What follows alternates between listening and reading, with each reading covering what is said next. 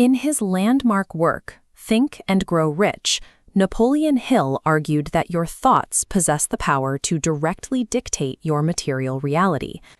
This concept remains a cornerstone for modern industry titans like Elon Musk, who frequently cite mindset as the primary differentiator between world-class achievement and stagnation.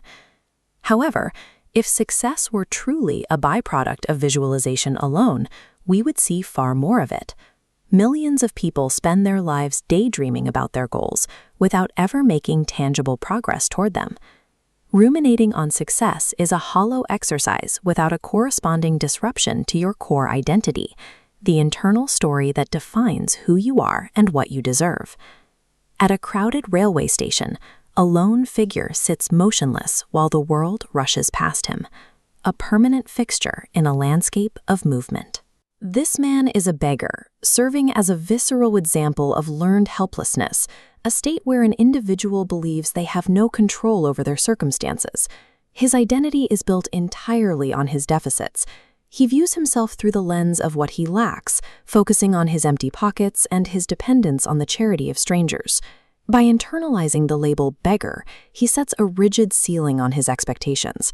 He approaches every interaction expecting nothing but a brief moment of pity. His lack of money is the outward result of this internal architecture, a self-perception that acts as a permanent barrier to any action beyond asking for a handout. The beggar eventually approaches a sharp, confident businessman. He anticipates the usual silent coin or the typical walk-by rejection. Instead, the businessman stops and forces a confrontation. He refuses to give anything for free, explicitly asking the beggar what he has to offer. This illustrates a standard commercial exchange. This encounter triggered a state of cognitive dissonance, forcing the beggar to confront the imbalance of his transactions.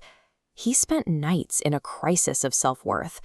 When your identity is defined by having nothing, finding value to offer feels impossible. The businessman's rejection served a specific purpose. It forcefully shattered the beggar's passive identity, making his old way of living psychologically unbearable. The turning point came when the beggar noticed a patch of vibrant wildflowers growing wild near the train tracks, a resource that was free, beautiful, and completely overlooked. He began a small experiment. For every coin he received, he offered a single flower in return, attempting a rudimentary version of a value exchange. This changed the public's behavior immediately. Instead of looking away in discomfort, people began to smile, offer thanks, and engage with him as a provider rather than a burden. He soon realized his income was tied directly to his inventory. When he ran out of flowers, the coin stopped, proving that he was now participating in a real economic model. That simple offer of a flower moved him out of the pity economy. He entered the trade economy, where value is the primary language of survival. When the businessman returned, the beggar didn't ask for a handout.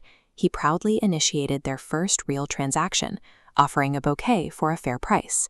The businessman accepted the trade and left him with a parting validation.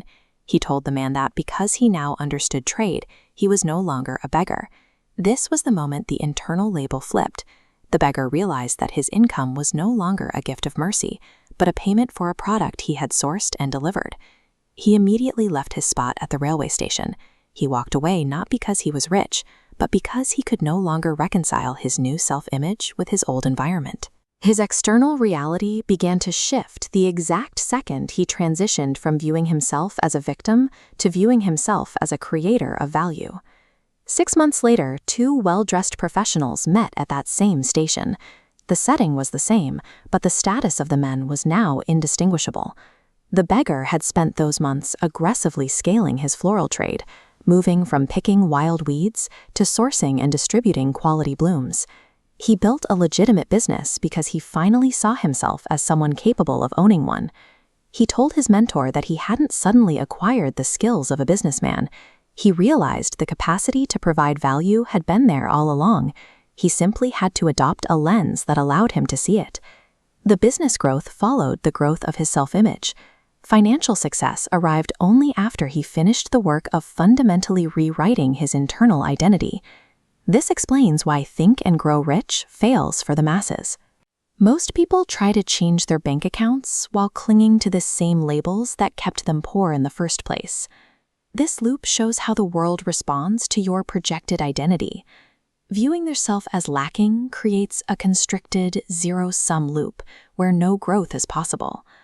Finding even the smallest value to offer others breaks that loop and allows for expansion. The world does not give you what you passively desire. It only gives